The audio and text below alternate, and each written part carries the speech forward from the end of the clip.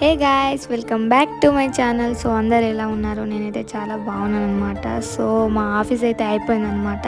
అయిపోయిన తర్వాతకి అందరం కలిసి అయితే టీ తాగుదామని అయితే బయటకైతే వచ్చేసామన్నమాట.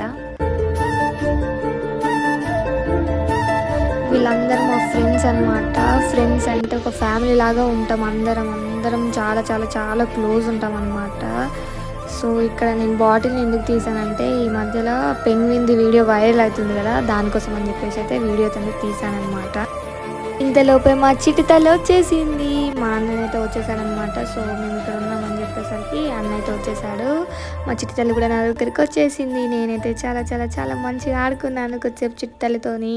తర్వాతకి వాళ్ళ డాడీ దగ్గరికి అయితే వెళ్ళిందనమాట.